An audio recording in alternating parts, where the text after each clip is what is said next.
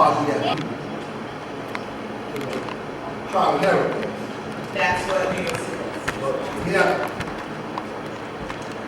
as a man, do you see with sincerity and trying to do any good for the children? I think it's twofold. Hook up my people and do good for the children. I'm gonna do good for the children, but I gotta hook my people up for their doing this. My people be available.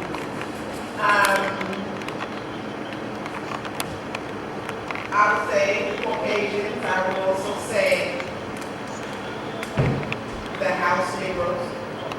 You know, you understand what I say when I say not the ones how we feel, but the yes people and you're great and they get a little hook up. But the ones that were in the trenches when you're over trial and error. Okay, so compared from the past, what we've had in the past, and what we have today, is there some sense of balance, or you want to go back to what we had back then, or is what we have today somewhat workable, and some workability can come out? I'm asking you these questions because I just had some dialogue with Monday, walking down Houston Park, so I'm just trying to feel it out from your perspective. I do not think that the educational process is motivated by the desire for the original child. You know that, believe me. Now, You know that. if they're putting all of these things in place for the colored children, the original child benefits, okay, that's cool. You know, but that's not in here. But at the same point,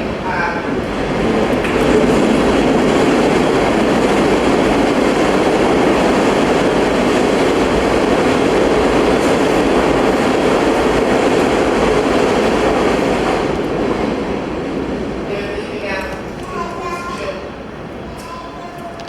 The gifted child is nothing for a child that's already I'm not saying there's very little for a child to score in grade level unless they're in a school where the children are in grade level. Now, in original neighborhoods, there's not a lot. We don't have a single school that's accelerated. That's what they used to call gifted and talented schools we used to have back in the 80s. In the original neighborhoods in Ocean City, those no longer exist.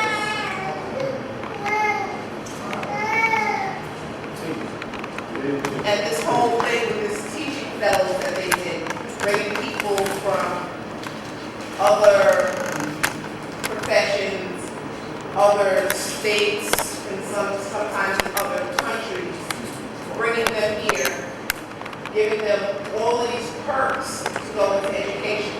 Why wasn't that one of the people that are in New York? It was, when it came out, the program started out with people from abroad. That whole Teach New York campaign was put out abroad before it was put out in New York. It just so happened when people found out about the program, people here that were interested in it began to look into it. Some of them got accepted, but the majority of them did not. Those teaching fellows have free master's degrees. They just have to give back a certain number of years teaching in a New York City school. That's not hard to do. They're trying to teach in New York City anyway. But I think this trial and error thing, we're going to lose a few generations of children before success is seen. So what do we do about that? They're just allowing them to fall by the wayside. Keep in mind, we're losing momentum. I don't say that cold-hearted or I feel this. Losing momentum. I think we're losing a few more. Because there's a frustration level comes with a lot of the teachers are leaving. Yeah. So then you have kids that don't have teachers, so okay, they may have been lost, if they had a teacher, they may have had a chance, now they don't even have a teacher. So now there's nothing to do. You see what I got? My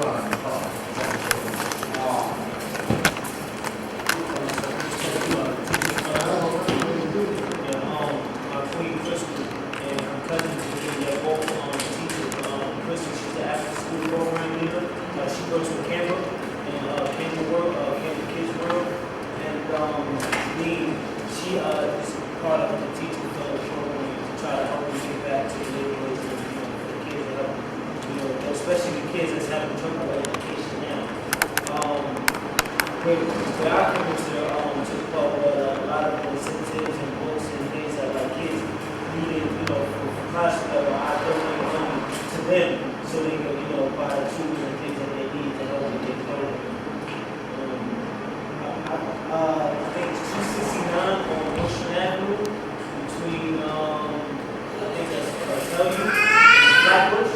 That's where Crystal, she's the after-school program leader there. And to me, I can't remember the name of the school, but she works in Redwood with some of those kids. And through conversations we had, that's mainly struggles, financing, and more teachers taking education seriously with these kids. Not to be funny, but a lot of white teachers aren't taking their job seriously for these black kids. That's kind of the best in you. Exactly. Now, you say your queen is in the development program? Yes. Oh no, actually, my cousin is the teacher, and Crystal, she's with Canberra Kids. Now, when you deal with her cousin, ask her about the nationality of most people in the program. Because all the teaching fellows they have these meetings, all of them have to come together. What do people look like? Well, most of them are, yes, white teachers. And where they put them? In black schools, so it's not taken seriously. A lot of kids that I come across, when we have a job day or where we would come up with random numbers, people come up to the school and introduce themselves, and trying to encourage kids that education is the key. Stay focused on when you get a job, whatever you can support yourself. And a lot of the conversations that I had, over here, it's kind of disappointing because teachers aren't really taking this very seriously, especially with the mayor, George Bush, and the governor that's attacking, and George Bush doing all the nonsense he's doing is affecting all of us. Pulling monies from after-school programs and little centers and things of that nature to finance other things. And that's where most of the struggle is because there's no financing, there's no support. One time, I believe they still have it, when you put that, that in 2 years from now, that's not a lot of people why you got to check. Because a few years from now, city schools is not going to be free. The city schools are not going to be free. See what they did to the house.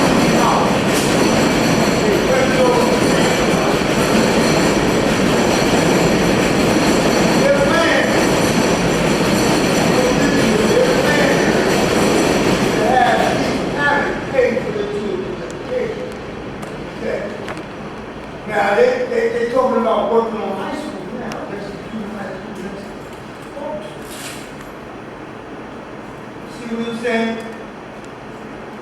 An old gentleman told me long ago when he first started Black Family, but now it's retired.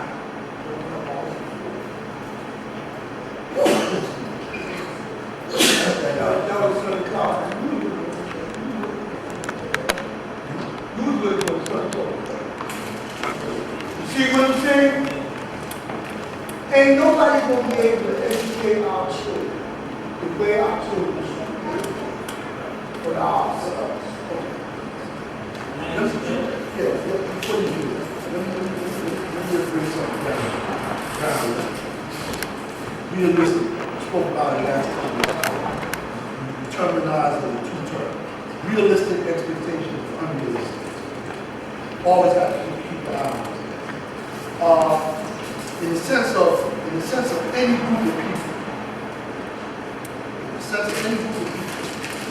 when there's no when there's no valid and legitimate participation of a group of people, then neglect, abuse, all the things that come with that is going to happen to those people. Right? That's been said since Marcus Garvey's time. Those who are weak, Daddy Grace, Malcolm X, most honorable Elijah Muhammad, even our father. The cry for the downtrodden. Well, that's what we're talking about. When the sister was speaking about the colored children, one term, our children, the ones that's neglected, because of the politics that's being played out, because of the lack of concern by the very parents. Bring it back home now. Let's not. So Asian man is, I keep telling you all, he's in a bag of his own. Let's bring it home. Let's bring it closer to home. See what I'm saying? Because in the essence of this thing, communities who are orientated to what they call being activists within their communities have good response. All the different orders of society, whether it's the political order, the social order, the economic order. You know, all the orders are in place when a community has vested itself. What does it mean to be vested? To put in place the things that are necessary to create an atmosphere of goodwill for yourself and your children. That's exactly what I'm interjecting. What kind of curriculum are we going to help babies with? Because they're being taught right now things that's really not useful to them for now and when they move forward. That's not true. I've been teaching, but this is my 20th school year. And the things that are taught in school, not taught from 6th grade to 12th grade, the things that are being taught do have the value and do pertain to everyday life, but it's not taught that way. If you don't teach a child the importance of multiplying decimals, then why should they learn? Now, when you teach a child the importance of multiplying decimals, when you start talking about money and the percent of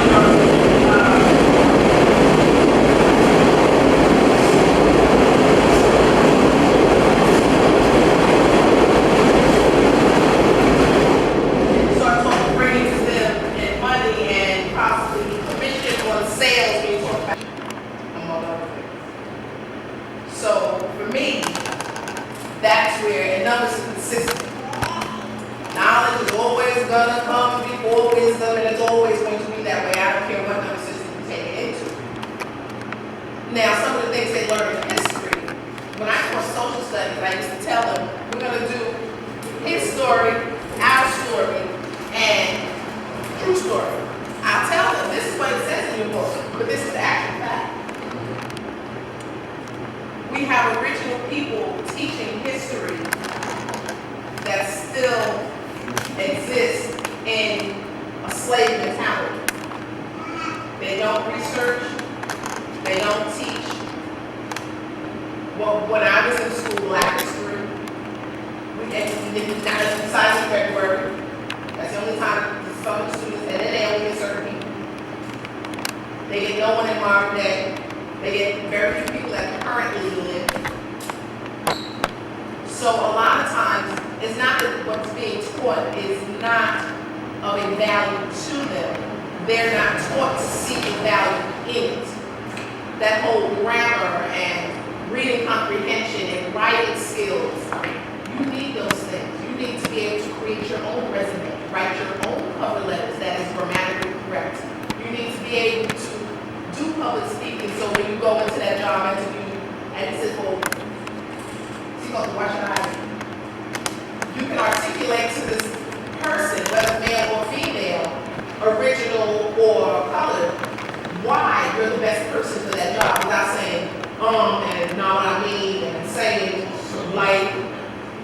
O, son, and G. That's a switch, right? It's a switch. I tell you, it's gotta be a switch. When you talking to me, my people like, nah, son, you ODing. And I can tell you, I'm not the son. My last name is Shabazz. And I'm not the son of Earth. I tell them, and I just keep having, son, mom, can't go to from now. I'm not the son, I'm not the Earth. Because somebody else happened, I keep doing what I'm doing.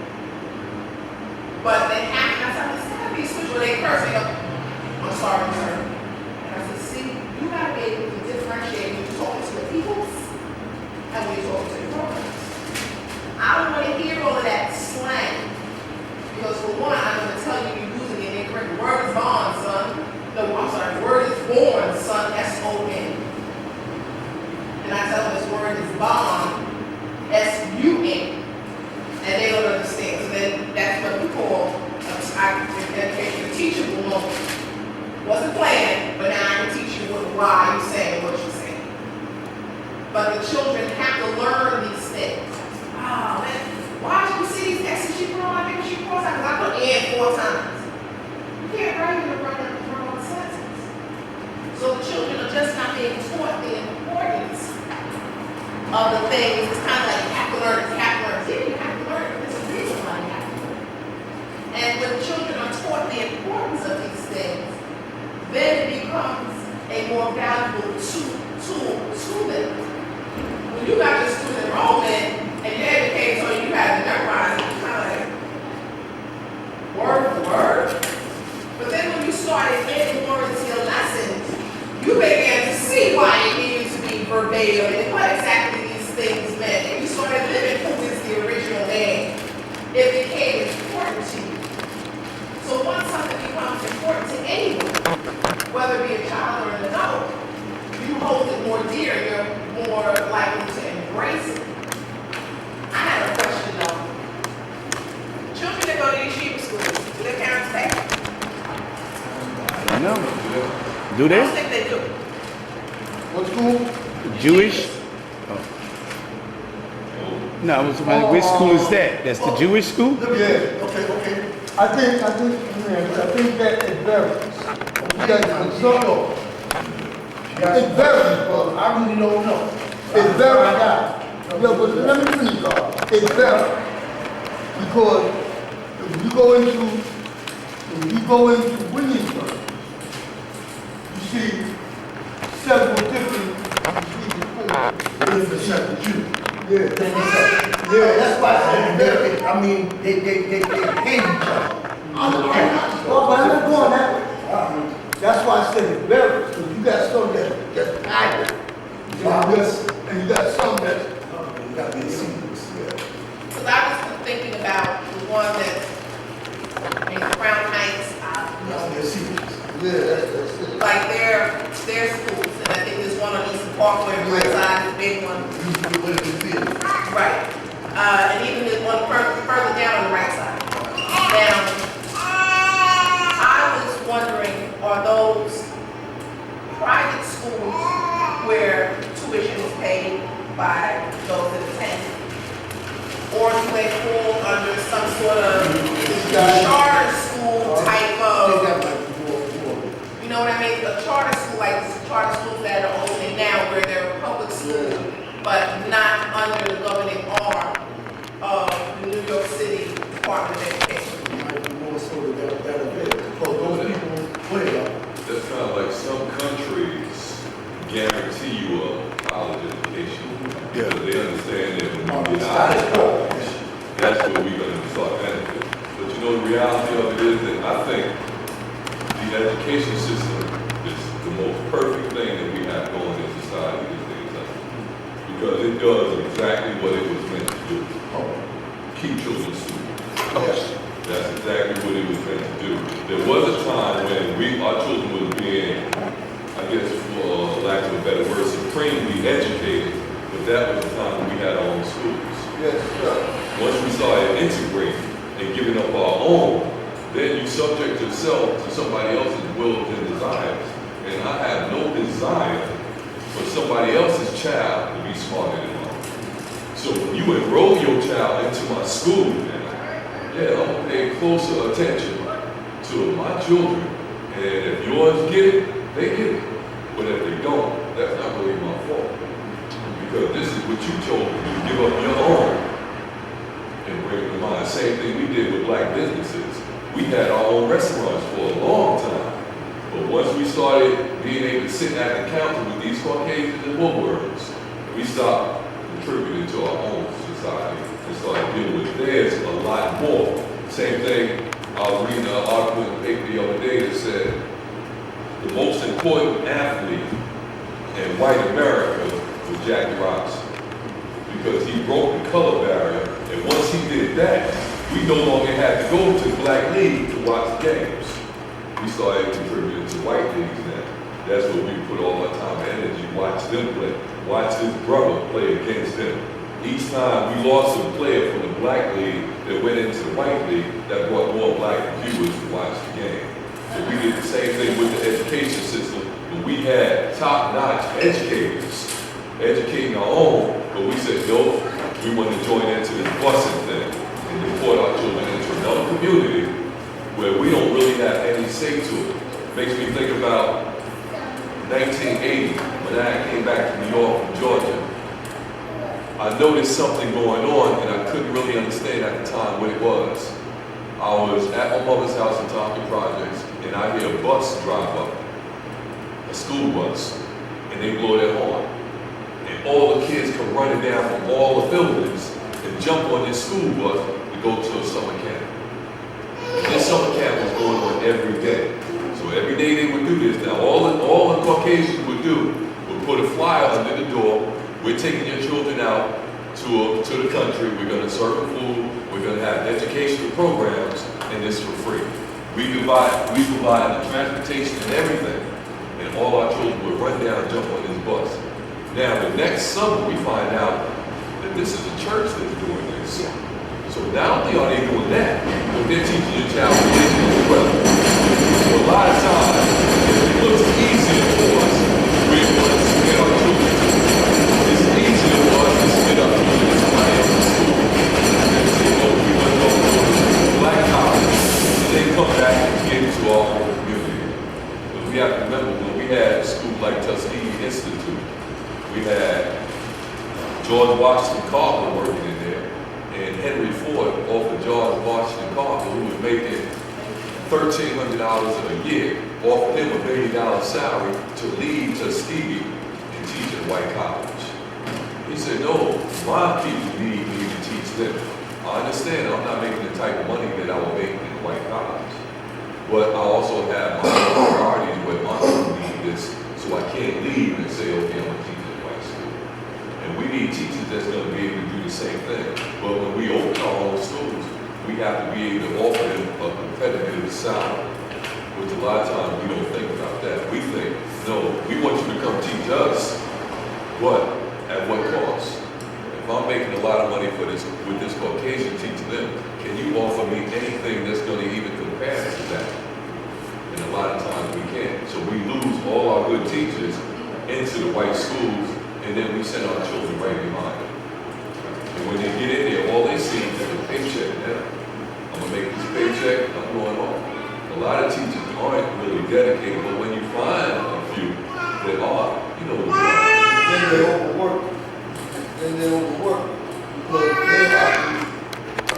they obviously, they would have to fill in for the one that they're doing. You understand? We talked about this plenty of times before. You go into the average school today, you see 6 blackboards. All 6 blackboards is full with writing. And the kids sit down writing, but nobody explains. You understand? You know, I've been looking at this lately. It's time for us to do our thing. I've been looking at it. Because I don't care how much we talk about this educational system, it ain't going to happen if they don't want it to happen. Another thing, education starts at home. Right? Hold up.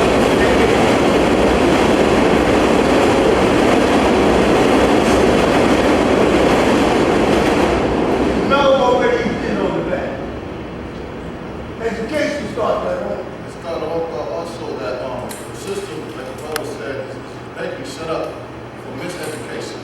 Like for instance, when I was in Crown Business Institute, right?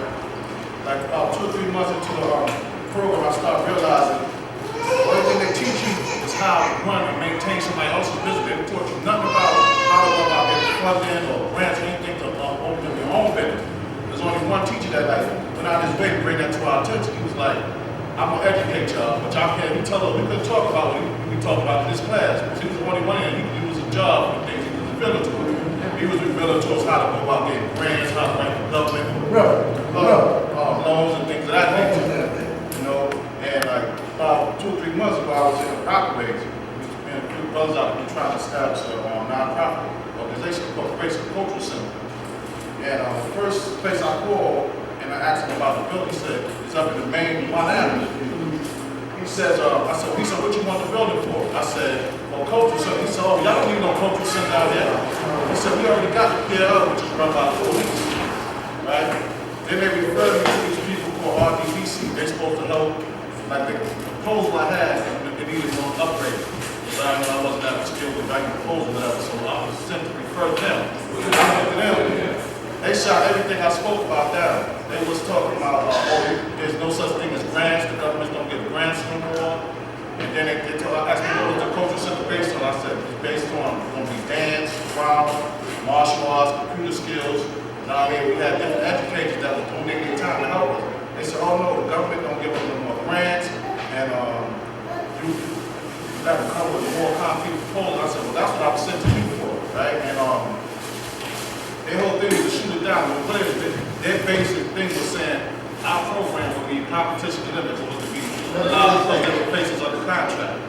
Yeah, that's what they said. And also, it's like, okay, now as far as developing the schools, a lot of barriers have to be broken down as far as cultural separation of okay, which is established school now, for instance, our ideology, and other people's ideology in class.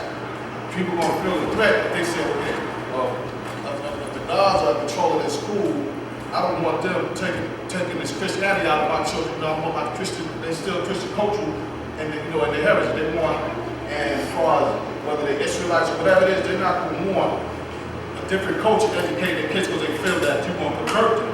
So it has to be a common ground where we're not on this, it's a national thing. It's not no religious base, it's just higher education for our children. And that's going to be one of the hardest things to work on is to bring everybody together, to break down the doors and look.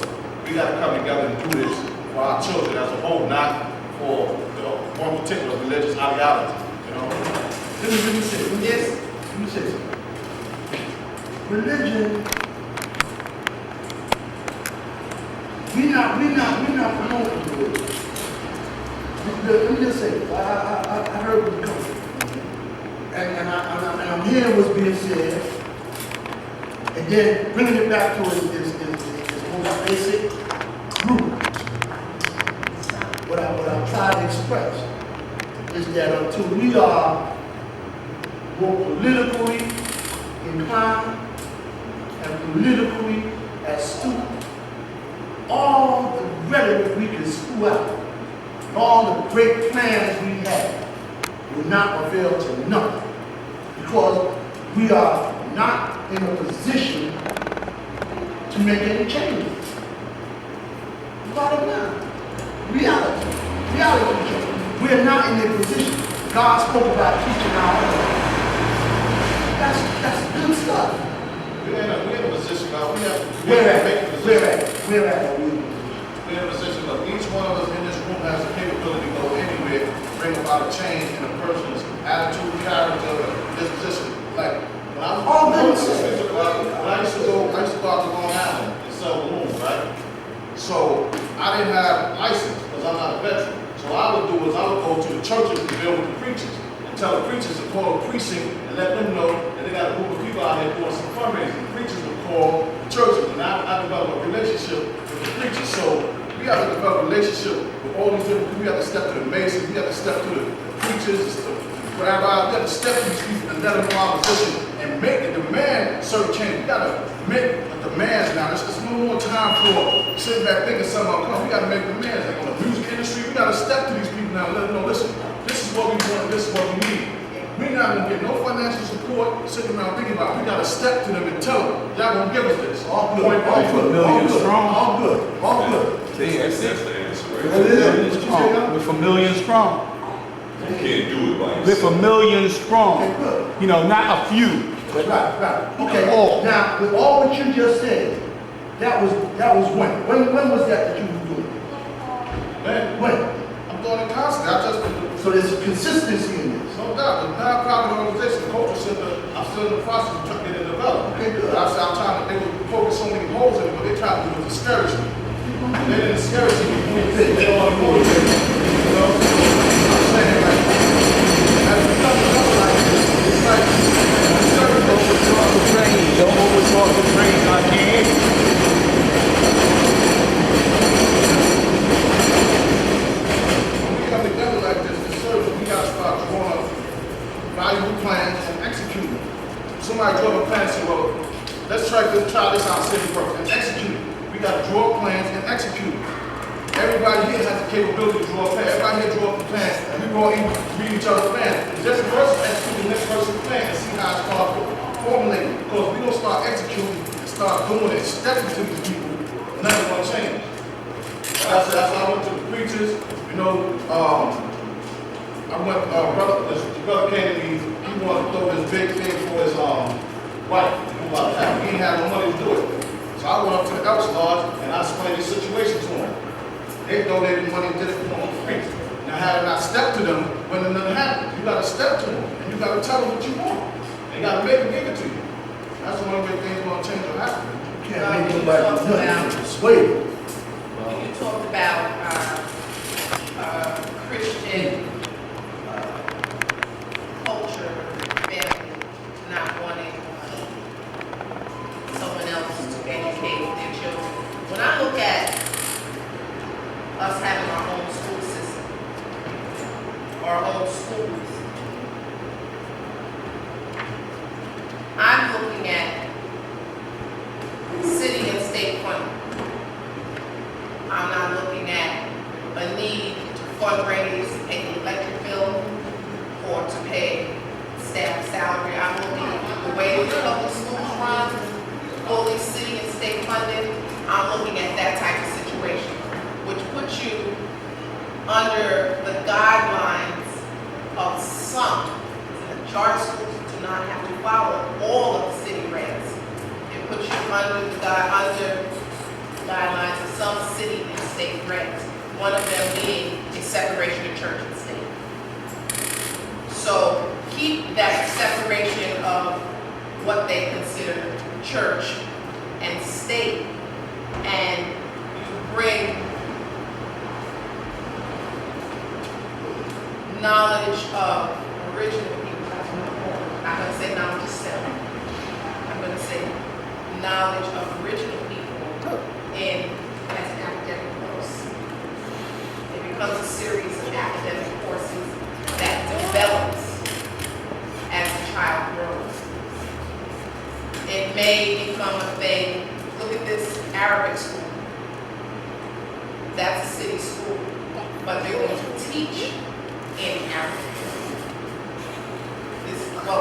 What are they billing it as, Arab school or Muslim school? What are they, how are they billing it? Arab school. They call it an Arab school. And the children are going to be instructed in Arabic. That's my concern, whether, like, I And that's don't know what not- the intentions are. It's just Arabic culture. Now, what's going to happen with that school is, as the school is only 5th grade now, I guarantee you that school is allowed to stay in place in 4 years, they'll be instructing those children in Arabic. Because what's going to happen is the children that come to the school aren't going to speak English. And you can't, that's like you going to Cuba and being put in the classroom. How much are you actually learning if you don't speak Spanish? Very, very little. So you need somebody teaching you some of this stuff you need to learn in English as you transition between languages. So that's definitely going to happen. But what I'm looking at is being able to have these schools to be able to educate our children, but at the same time, we talked about learning begins at home. Do you know the educational level of a lot of A lot of these parents didn't finish high school. Their coping skills are near zero. Their social skills to be educated at home. We will have to begin with one educating child in conjunction with educating the home. That was my main concern, like how we going to be approached for our staff in schools. We're going to come at it on like an Islamic level, or we're going to come at it on a universal level where it's feasible for everyone. I would like to see it come as a charter school. Like I said, I'm looking for full city and state funding. Whereas with the food program, with the New York City Public School food program, it's a no pork program, it's a healthy eating, which New York City has gone a lot through to a healthier program. They're cutting out sugars. My daughter just started kindergarten. Her teacher says they can't even bring sugar drinks or chips or any type of junk food for snack. She's got to have fruit. There's only one kind of fruit snack that they can have.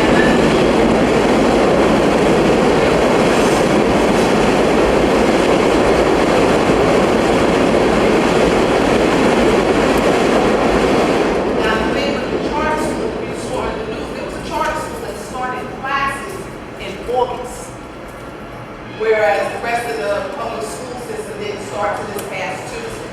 By the time these children started last Tuesday, those children had been in school like over 2 weeks in uniform, mandatory uniform. And that's part of being a charter school. You get to set a lot of your own rules and regulations. And you start small. You don't open up a nursery through 8th grade school. You open up a nursery school. And then the next year you have a nursery in 1st grade. And as your children increase in knowledge, so does the size of your school.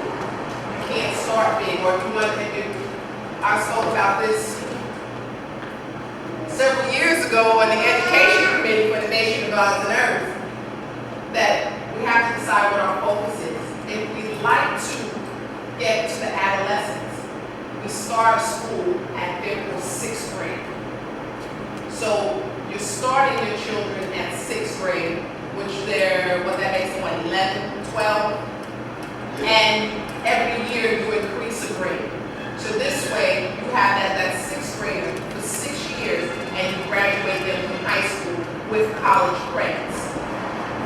Under the ideal plan, I should say in my plan, you graduate them in 6 years, or you graduate them in 5 years with college credit. They accelerate.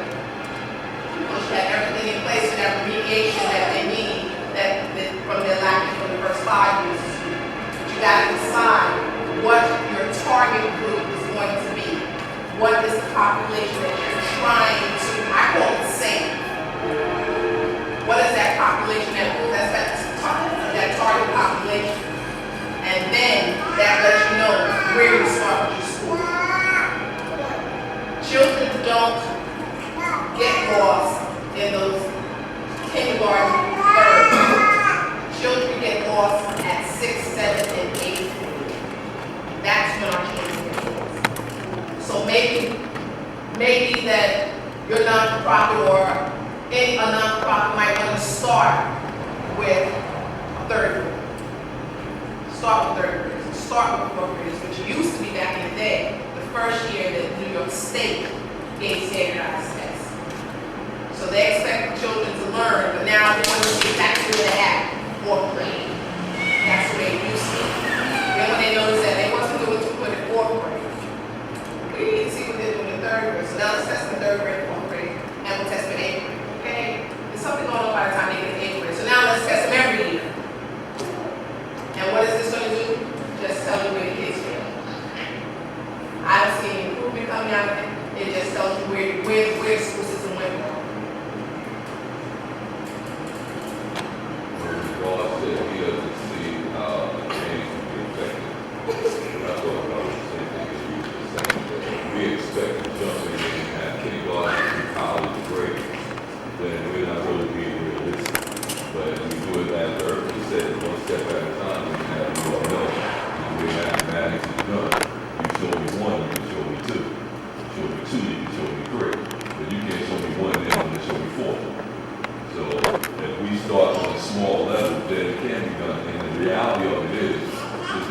actually being done right now.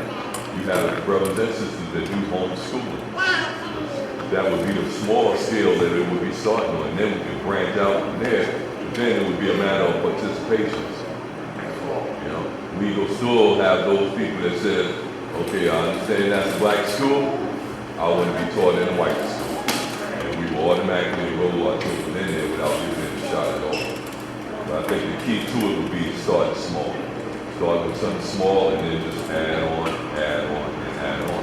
And once you start small and people see that it works, they will start adding on. They want to see first that you have any consistency in what you're doing. We start something today, you won't want to do it next year. So you can't ask people, out of a good school, put in this one, I might have to function for 1 year. Then you got to go back to that same old thing. There was a time where my sons and my daughters were going to classes, and Urba asked me to take my daughter out of the classes she was going to and enroll her in a dance class. I said, Urba, I can't do that. My daughter's been going to this school for 3 years. I don't know how long you're going to be doing this. I'll take them out of there. It's going to break up their routine. And sure enough, the sister dance class went on for a year. And then she stopped it. So people are going to look and see, okay, are you serious in what you're doing? Right down to grant writing proposal for non-for-profit organization. If I can deter you with wording, then you'll never get it done. So if I can keep throwing words at you and okay, I can't do this, then I don't even have to do any work. All I have to do is make the task difficult for you, and you won't want to do it. But if your heart is actually in it, then no matter how hard it's going to be, you're going to stick through it. If you see that's something that you need, it's the old saying by, I believe, Thomas Jefferson, necessity is the mother of invention. If you have a need for it, you would invent a way to do it. It's guaranteed. Like they say, if the master's house didn't have a back door, a slave will build one. We have to go in that same mentality. If we need it, then we have to start thinking about providing this for ourselves. Because if you actually need it, ain't nobody else going to give it to you. Right, you know, there's one thing I always teach. When we were segregated, we had a better education. Why? Because that's what we looked out for one another. You see, our people didn't take and make a great change until we started integrating. And when we started integrating, we started getting away from our culture, we started getting away from our language, and we started socializing into that man's world.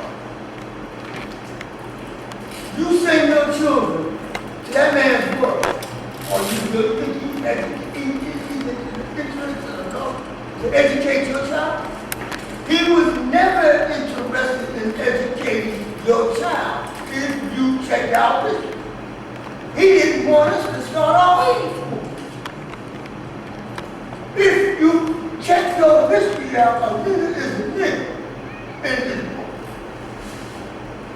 You are, what, 3/5 less than a man in this book? Check the history out. You understand, when we began to read, we were no longer ignorant to it. That's what you see, man can't control a group of people when they're in trouble. As long as he's an ignorant man, he got control. That's what kept us in slavery for so long, because he kept us ignorant. So once we began to learn to read and write, and we began to have, because back in the day, we had greater love for one another than we do today. Right now, that love is for the other side. Not just as a whole, but as a couple too. You understand, the man has reinstituted Babylon. He has reinstituted Sodom and Gomorrah. All of this is in this society. You understand? When we were segregated, we couldn't be introduced too much. That's why he stayed in the closet for so long. So, to reach a child, you gotta have something different. of our children don't want to go to school because there's nothing being taught. It's a 90% right on the board. You get few teachers like our sister, the professor over here, that put their whole heart, or the sister right there, that put their whole heart into teaching our children. And that's what we need back. You know, when I went to school, I didn't start playing hooky until I was in high school. And you know something? It's dawned on me. I'm playing hooky from one school, and I'm hanging out at another school. Dawned on me. Well, I'm supposed to go ahead and get an education. So see what I'm getting my education here. What I'm saying is, this is what we have to go back to. In order, you know, in order to strengthen our people up, to strengthen our nation. We're a dying nation. As long as we keep talking about bringing about a change, we ain't gonna never bring a change in that European man. Don't care what nobody say. We ain't gonna never bring a change because he ain't gonna lie. So getting like brothers like myself, you know, with high school diploma that don't feel like the education that we got is sufficient where you can go so I can get it. You know something, God? Let you go there. Because anywhere you go with good education, that's how we get out here.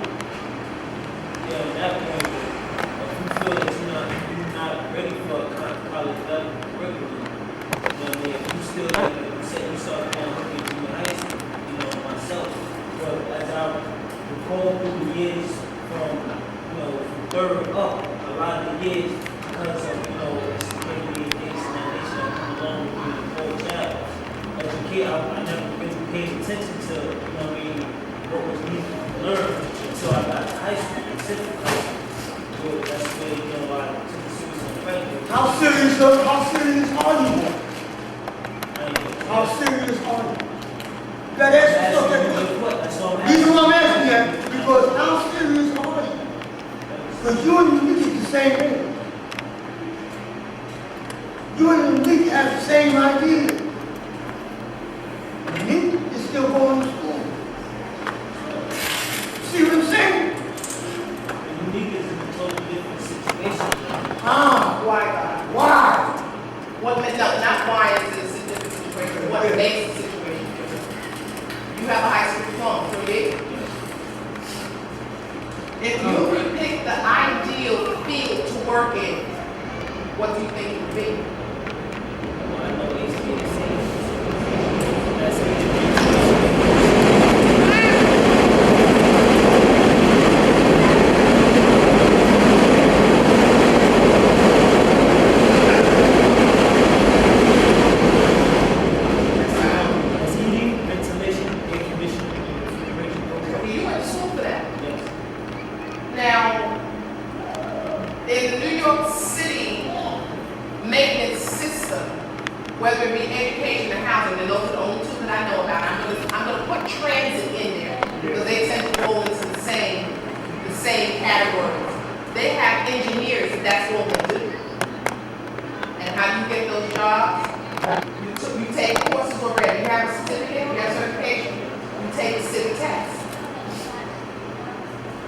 Now you're talking about everybody doesn't have to have a college degree. And it doesn't mean that you're not successful. It does not mean that at all. You said air conditioning, refrigeration. I can't even figure out why my freezer is. You all have refrigerators out there.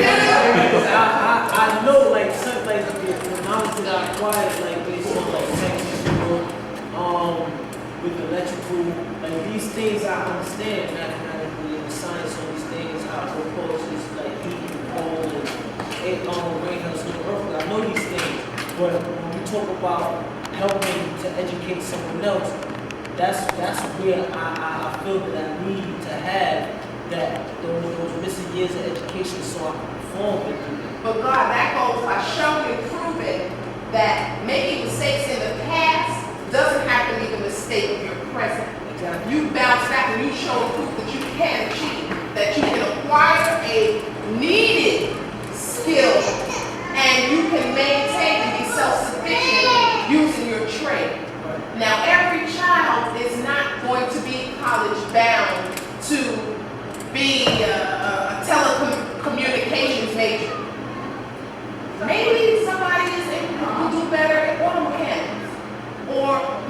they'll be better going into the medical field or into construction. These are all needed fields. Everyone doesn't have to be a collegiate scholar, but that doesn't mean that higher education specific to your trade. Like you could take courses on involving electrical engineering and understand it perfectly fine. I got 3 college degrees for taking me, lost in either two. You see what I'm saying? So you have to find what it is that you do well and elevate within that field. And then by doing that, what you're doing, you show the young brothers, well, you know, like, come on, you don't go off to school, close for a week. Come go to work with me one of those days. Just take a young brother to work with you, let him see what you do. Yo, I see what God does. You know, I was with C Culture and I went with him to the job and we went here, he did this, he did that. It may spark something that they may not even know that they may have an interest in. Because school teaches you, go to school, graduate, go to school, 4 more years, graduate, go to college. It doesn't teach you necessarily what to go for because they got rid of all of those, what do they call, vocational schools. Father Sean is an excellent cook. Why? Because that's something that he likes, and that's what he went to school for when he was in high school. He went to school that specialized in culinary arts. Al Moore went to school that specialized in culinary arts. But they're getting rid of those schools. So there has to be somewhere where these children can go to get the information that there are other things out there besides English 101 and English 102 and Math 101 when you get to college. So just showing and proving that there are other things, like I said. When school is closed, for the week in February, that week in April, one of the young brothers that you're close to, say, yo, why don't you come to work with me today? And let him see what you do. Let him see the different tools. Let him see the mechanics. And that's something totally different. Not only one does that keep you up, because it's like, you know, he was just building on the corner talking about mathematics every day. Now they get to see you in a different light. And you also become, not saying that you're not their peer, but that's how they'll see you. But now they see you in a different light. Now you're a grown-up with a job and a profession. You know, it changes the image that they have of you. And it also gives them a little insight into things that they could possibly do. That makes you complete, take mathematics. That makes you complete. Because what you're doing is you're educating another young brother into what you know. You understand? Let me show you something about mathematics. Mathematics is a learning process. Each one teach one. The student becomes the teacher, and the teacher becomes the student. Anywhere you go. You understand? I'm a teacher in mathematics, but I'm also a student in mathematics. Because if there's something that I don't have, you got it. Now you become the teacher and you teach people. That's what it's about. You understand? That's something that I learned a long time ago. And I'm saying a very long time ago. Even before I got knowledge of myself. You know who used to tell me that? The elders in the neighborhood. The wise elders in the neighborhood. Now they used to tell me, no, son, you went out on the corner. Go to school and get an education. I bet I see you hanging out on the corner on school day. You know something? When school is out, I got some work. That was even before I got knowledge of myself. You see, years ago, we had a striving village. Today, we don't even have problems. Why? Because everybody's for the elders and Nobody's free up. Even the elders outside of the brothers and sisters who have a cultural background still hold that position. Everybody else on the outside that just don't care. And as long as the elders don't get, do you really think the child cares? That's what you got to look at. That's what we have to look at. You understand? That's teaching. He's wrong. You understand? And that's what it's about. That's why I said, get with the lead. You got it. Let me tell you, I'm telling you why. You're all in the same age, right? You're all attractive. I'm just an advisor. You understand what I'm saying? I'm just an advisor. So I'm steering you to someone in your age level with education.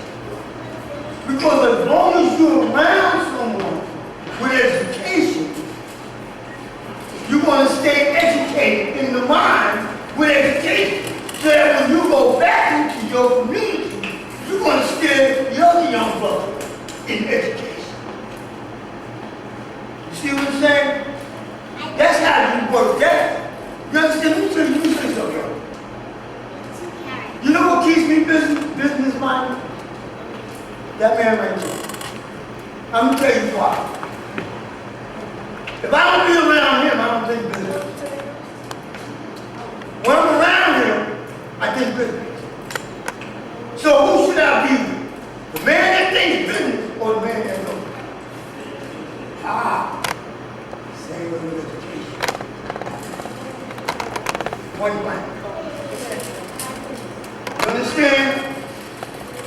If a sister wants to be a teacher, she has to be around a teacher.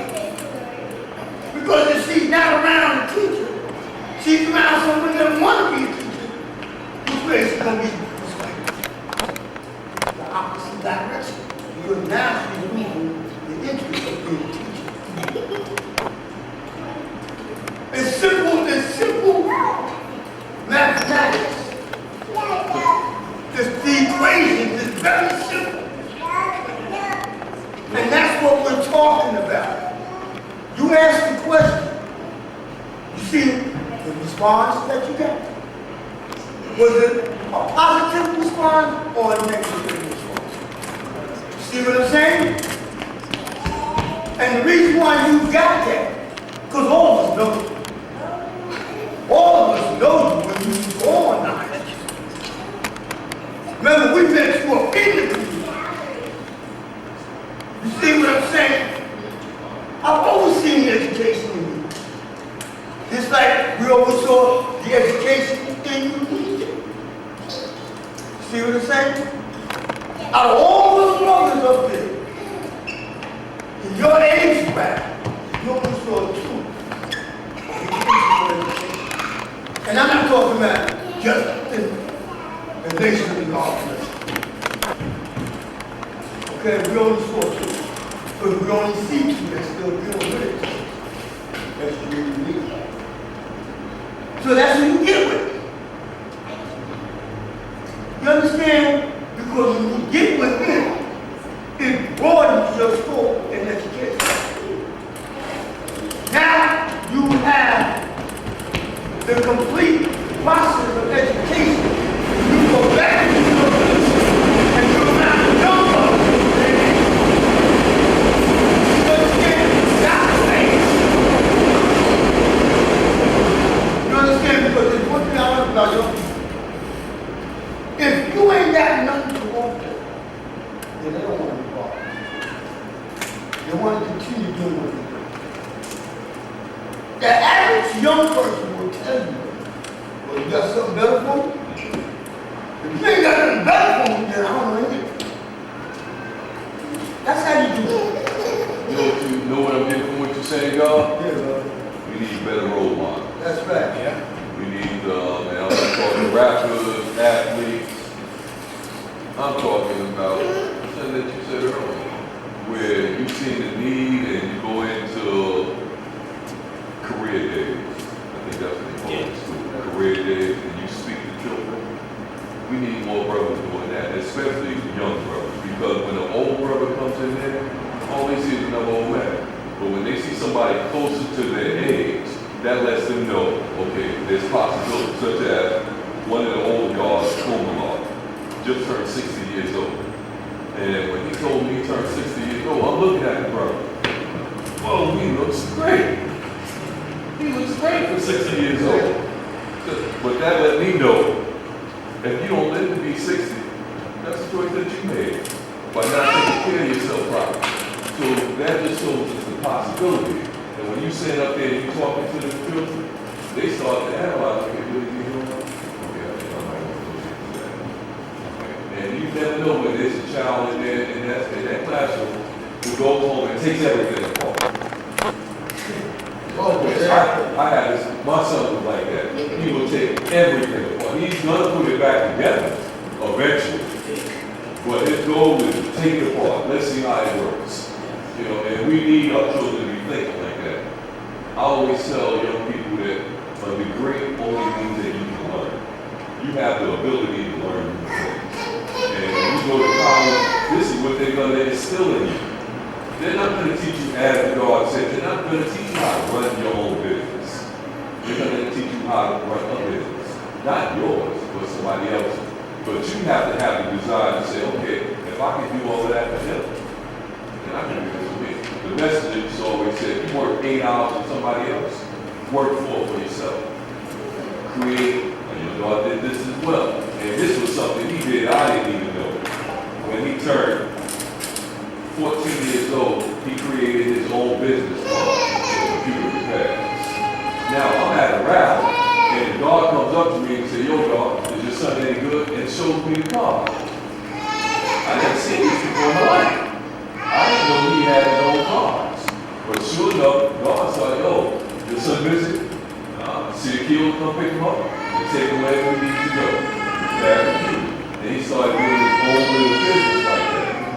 Now he got so sophisticated with computers, he wrote a computer company after taking apart one of their games and sent it back to him with his new format. And they sent him a letter saying, stay in school, when you graduate college, come see us, we have a position for you. Now, he decided, I don't even want to work with computers no more. He found something else that he wanted to do.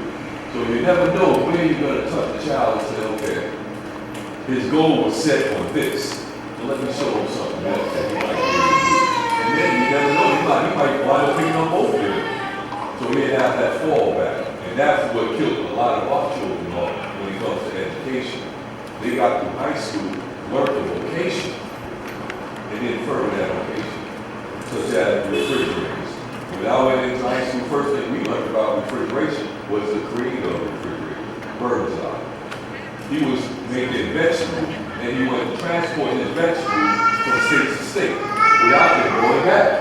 So what he had to do was take a piece of hot ice and put it in the back of the truck and blow a fan across it. And that was the creation of refrigerated trucks. So now, once he started mastering that production on that truck to transport his food, now he started selling refrigerated trucks as well. So he had another line that was making even more money for him than his first line. Now he kept both lines. He started massing piece of refrigerated trucks, and we all heard of Birdseye Foods. Now this was in the 1920s and the 1930s. So you never know when that child is going to be the one that you touch. And from what I'm told, each teacher only looks for one. Looks for that one child that they can touch. If they feel that they can touch one, they've done something. Because it's going to be a whole lot of them that you're not going to be able to do. But if you're doing that, somebody else might say, okay, I want to touch the child too. You know something, And they y'all? saw it real hard. You touch one child, you touch a million. I'll tell you why. You're a little deep. And that one. You know, all this is still based on where we've but man. You know, I'm coming up.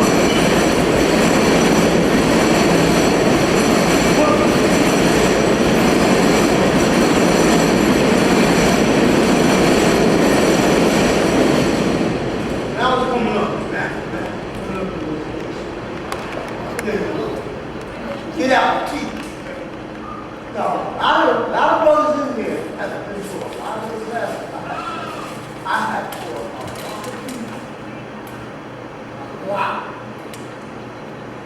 Not only do the five brothers, we need you man. But the greatest student is the one. The one student that you first taught. That's the greatest. Because when I went out and taught a lot of students, the best student that I taught was the one. Because that made him greater than me. Because he went out and touched one other student. And that one other student touched others. So, the first student that you touched, that one student, you touched me. And all you need is one. So you get out, you extend the teaching ability and everything you do. You know, I went to school for that too. I wasn't interested. I went to see the mercy degree. Okay? But my greatest touch, when I show brothers how to do that work, sure. Because there's always a way to touch someone. You understand? Teaching mathematics is not always open in your mouth. Teaching mathematics comes in 9 expressions. 9 questions. It's just how you apply it. Teaching mathematics is not just teaching 120 lessons. Teaching mathematics teaches everything from 120 lessons to a job skill. That's teaching mathematics. See, and that's what it's about. That's what we gotta look at. That's how you gotta reach people. This is your first time here. You have all the information you need. And you're welcome to come back because we got plenty of it. But there's also a thing that they don't mention in education, apprenticeship. They don't talk about apprenticeship. Now, let me ask you a question. I understand your trade and you work for a company. Do you do like air conditioning or refrigeration repairs on your own? You got business cards? You know why I say this? Honestly, because everybody in this room has a refrigerator in their house, and they don't last forever. And I personally, the guy that fixes our refrigerator, I was driving down Broadway and saw the shop and wrote down the number because I was calling people and nobody had somebody that fixed the stove or fixed the refrigerator. Now, this is where apprenticeship comes in. So, working for, like Bob Sean, working 8 hours for an employer, and then you put in place that possible, I'm not gonna say 4, that's asking a whole lot. Or might not think a bad thing, but even working 2 and working weekends for yourself. There may be a young brother that's around you all the time that you see him veering far to the left on the road to maturing correctly. I say, go look at show me to him. Where's the builder's screwdriver? You know what vice grips look like? Or I can name something I know that's gonna be amazing. Something like that. Say, what you doing Saturday at 10? Check this out. I'm gonna come get you at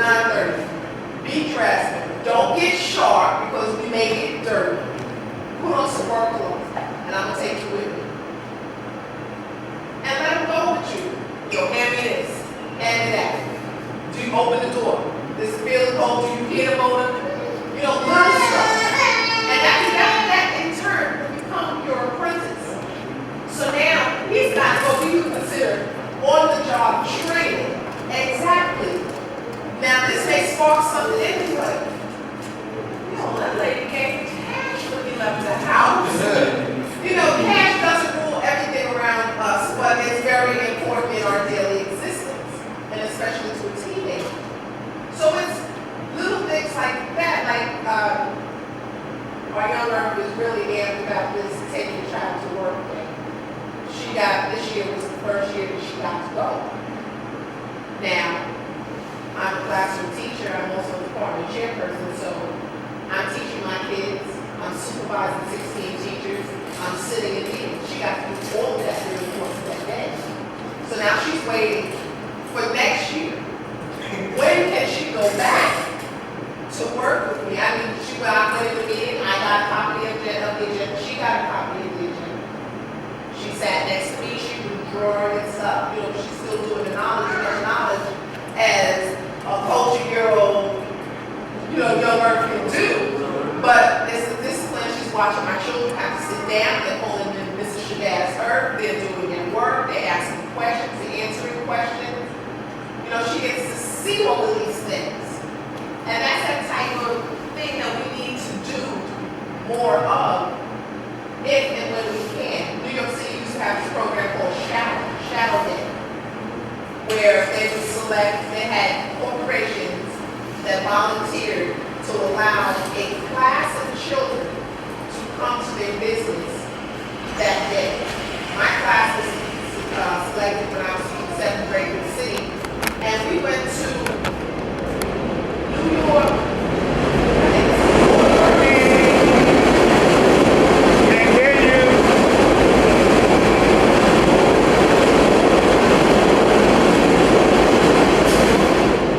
I think it's New York Waterworks. They're the corporation that controls the waterways for New York City.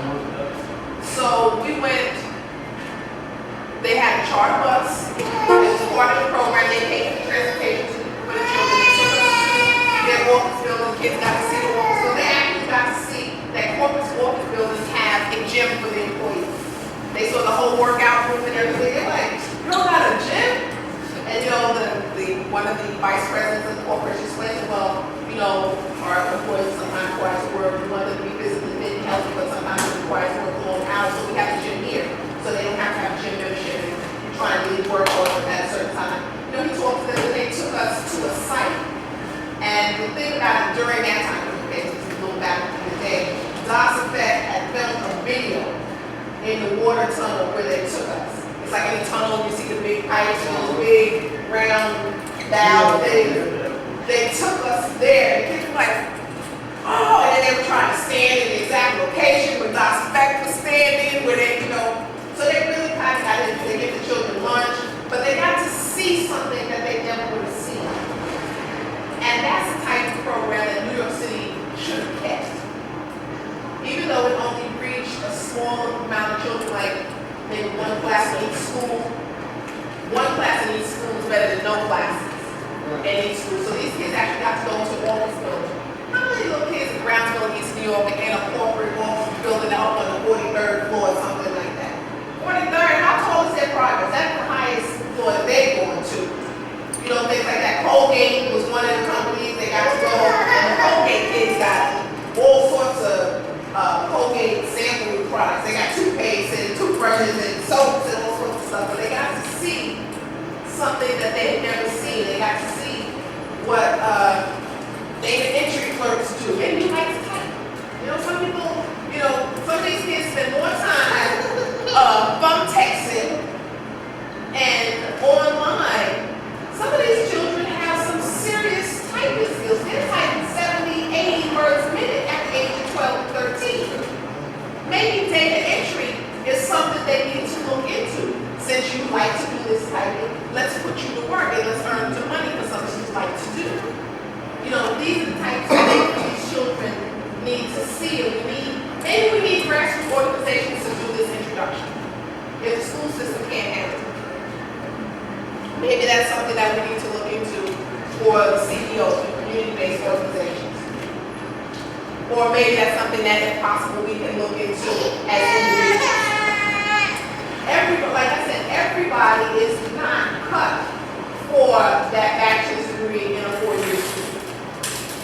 The 2-year trade school or the 1-year hands-on with a 2-year apprenticeship to get your license, maybe that's what some of them are cut out for. But we have to be able to find ways to reach these kids other than sit down at that desk and open that book. There's got to be more. I had brought a young dog from me in 96. So now his mom was at a rally. And the young dog walked up to us and said, "Dogs, I want to work for y'all. I don't care what I have to do, I just want to work with y'all." And he said this, and this is what got him in with us. He said, "I don't care, all I do is go get caught for y'all. I want to work with y'all." Sure enough, we put him to the test, we made him come out to jump on the bus from Medina, come all the way out to the desk, almost in Long Island. We went and picked him up, and we tried this brother out to find out that he had superb graphic art skills. He was an artist, he was able to draw. We gave him tasks of drawing one of our logos, he did a great job with it. And we kept him on with us, and he trained with us for, I would say maybe, 7 years? About 7 years, and then he went on and started doing his own thing. He came up with a company called Blue, living off our talents. And you may see his logo around the city. And he's been doing very well with it. He would come up with ideas for us. He came up with an idea for a watch. And the watch, it was a regular watch with no numbers on the face. Around the face of the watch, all it said was tick tock, tick tock, tick tock. The watch sold off the hook. We sold so many versions of this watch, we couldn't believe that this young guy came up with this idea. So sometimes all you have to do is take a brother along with you, and he might excel further than you thought he would excel. All he needed is a chance for somebody to give him that chance. I spoke to Power, he told me to call your team. And I called your team so I could get in contact with you based on graphic art and whatnot. I just copyrighted my logo called Scheming. It's a 2-dimensional character. It looks like a man with schemes. And I wanted to introduce like a t-shirt where it has something to do with education. Like this is like you have a fish and you break down this fish. And all these features, like you have the skeleton, you have the muscle, you have the nerve system, and you have the actual creature that is all these things together. And you have a new note to describe what this is, what the fish eats, how it just works, whatever. And on the back of the t-shirt, it will have the animals environment, this is active environment. And I wanted to bring that to your attention to help you introduce this. I got the symbol, the actual symbol copyright. I'm really waiting for the papers to come back. I should receive it on Tuesday. But those are like one of the ideas that I've been scheming. You said the name of it is Schemes. No, scheming. Scheme. Yes, SKEMEN. Why'd you make that name? Well, I thought of it is because I used to always draw the symbol to identify any new drawings or sketches or any poetry I use that symbol to identify that was my work. And I named it, I spelled it SKEs because my father's name that we wrote it called Skis. Ski. So I used that, and plus it's, it's a man, I use Ski.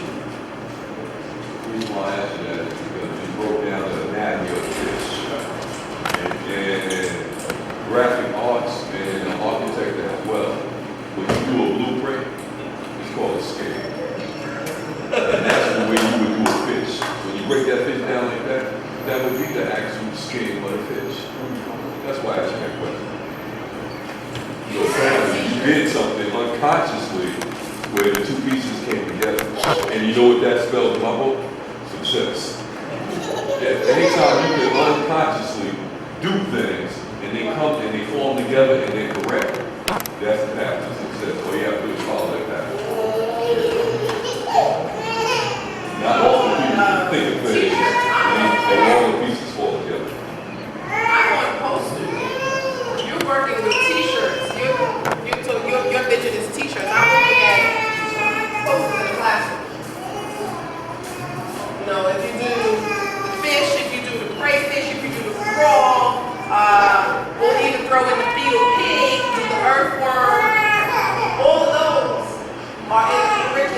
for living environment, which is the 9th grade or 10th grade science.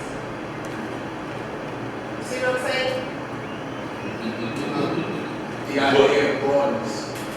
So now it becomes, it not only is it a t-shirt, which I can see on the t-shirt because you've never seen my pie t-shirt. That's like my favorite t-shirt. And I wore it to a math conference, and because everyone in the room had a math background, the math teacher, supervisor, whatever, they loved it. It's a circle with the pie symbol, the green pie symbol. And on the back it says irrational but well-rounded, just in bold letters. So when people see the back, they laugh. And I'm like, it's pi. Because if you understand pi is an irrational number. It's a non-repeating, non-terminating decimal, which is the definition of irrational. Exactly, well-rounded. It's rounded like you said, and taught at 3.14. Well, you got that math joke. So, that's like my favorite t-shirt. So when you talk about putting the anatomy, that's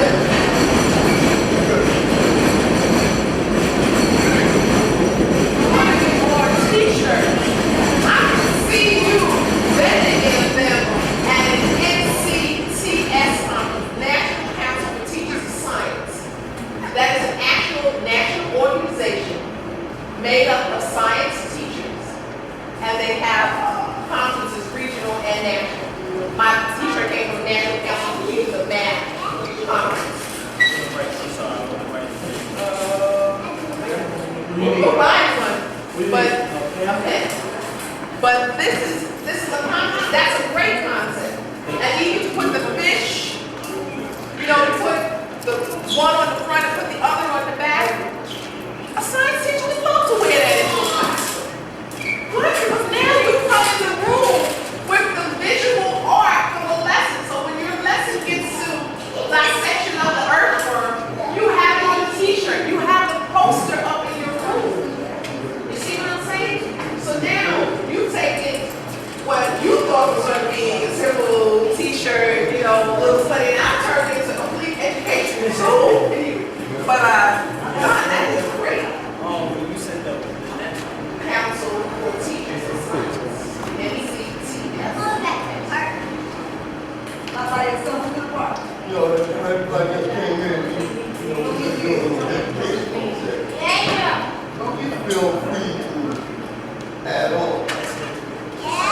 I mean, when God came down the first time here, and that's all we've been focused on all day, that you know, for the top of the site.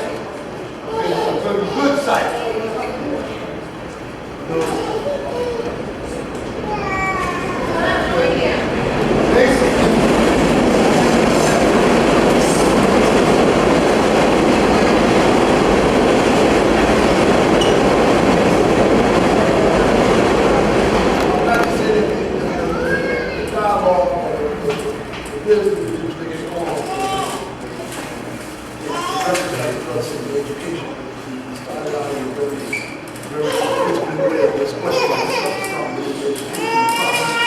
I also like to say that in the context of speaking about the educational process, most of you know that I'm very adamant, and I'm very obsessed right now with this movement, which I identify as a political movement. Right? You all hear me talking about it a whole lot, you know, and for whatever reasons, we seem to be not really paying attention to it. Some of us are, I'm sure. The need, like I said, the need for us to become more, not only politically astute, but more civic minded. I'm not even going to go into civilization. I'm just talking about basic 101 civic mindedness. You know what I'm saying? I just had an experience out there just that I had to catch myself. I was just going to check my granddaughter. She told me to get me a haircut. And she wanted some sneakers. I wanted to go over there and check that before the place. But anyway, I'm riding down Rockaway. I'm get about due money. I don't know due money. So I'm coming out to a few cars and I'm noticing that nothing is moving. And I'm wondering, I see all these SUVs up in front. They come across the road. It's a constant flow of SUVs. The light is green, nobody's moving. Finally, I get up to where I got to get up and I look and I see nothing but SUVs. So I get to identify with a club that's out here in Medina. Which I never really had a problem with. I still don't. But I have some questions right about now. Questions. Because they held that corner, that intersection hostage. See what I'm saying? To the point where I jumped out my car. I said, oh, fuck, you're holding the whole community hostage. You know, we can't move. Y'all just we got to wait till. That's why I'm telling you what's up. I don't know if you ever seen them in action, dog. Yeah. But it was a pack of SUVs. And I'm talking about, and all them savages too. The minute I started questioning, I was being nuts. I said, yo, y'all holding the community up. One of them looked out, fuck you. I said, fuck you, the black man's God. Once I got my car, fuck you and the black man's God. Because I want to know, and I'm looking at 2 police cars pass by. And I said, pump, excuse my expression, pump, you know, police ride by like it's okay. But I guess they was on a call with something. But I'm just trying to show you how these people took me out of myself. When we was talking about you taking out a place, drink or a drug, so now I'm showing you that a feeling took me out of myself. Because I was getting ready to show them I'm a savage as you are. You know, I mean, God was like I said, they just took the intersection hostage, God. And even though I was coming, they was coming and said, go ahead, break that car. You know, I'm like, I said to myself, look at this. This is what happens in our community when we don't take charge. See, they take the charge, but, and I'm sure there's some good brothers involved in that group. You know? But for them to do what they did today, I see them as pure blood. That was savage. That's kind of like when we had out there the children, and we locked down that side where the cars normally park. Yeah. I'm sure they be cussing us out because nobody parked there. But we have the right to lock that down. I watched, I think it was High Road was uptown. They came through the same way. But when they came through, they had a police escort in front, which meant they had permission. They have permission, but these boys didn't have it. That's what it is. But I've seen them move like that. When they have police okay them to ride through. But this was like a renegade move. I don't know where it was coming from. And I'm telling you, it was a pack of SUVs, number SUVs. And the way they was conducted, they wouldn't even allow you to, well, the intersection is green and let a few go by and then wait. They just took a hold to all of them got by. They know how to do it. They will pull them SUVs from the back up to the front and block the way. And block the way while the rest goes around. So I wanted to share that on that note. But on a greater note, I just wanted to share the importance of us becoming more involved in our community. You know what I'm saying? I mean, I shared it at the rally, and I'm going to share it again. The importance of us getting more involved in our communities on the level that we are applying ourselves to.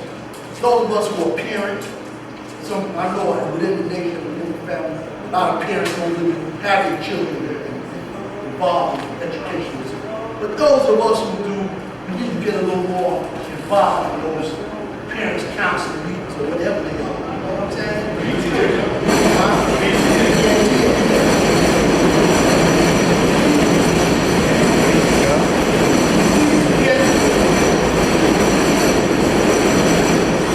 need to get a little more involved in the issues that's affecting the people, the community. I myself have been focusing on this thing. I was speaking with Sean, maybe last time we was here. See, we got to remember, in essence, what the Father had brought to us. See, the Father brought us some salvation. That's what was brought to us, some salvation. You know, as savages, as ignorant, blind, deaf, and dumb people, we were afforded an opportunity to to be enlightened. To whatever degree, we was enlightened. Some of us took that light and we moved further on. Some of us took that light and we couldn't get no further than maybe a church or mosque or wherever we had to go. But we took that light and we applied that light to the best of our ability. The issue that I'm getting ready to speak on is, or I want to bring to the floor is different education. That was one process of the process. How many have heard the term gentrification? How many have an insight or clear understanding or good understanding or even an understanding what gentrification applies itself to what it is? Now, that's right here in this circle among us. Among us, those who say they are civilized, who say that they have knowledge, wisdom, and understanding. Okay? Now, I'm not an expert at it. To the best of my understanding and my application, I stand to be corrected. Gentrification is the systematical attack on a community to the point on where the so-called residents or those who have built whatever community it is for how many decades of building that they have done, have been through the good times and the bad times of that community, are outgraded in their own community. What do I mean by outgraded? What happens is, and this is done over a period of time, it's not an overnight expression. This is a good 40 to 25 years of work being put in by the political structure, by the economical structure, by the social structure. Who's the political structure? Those so-called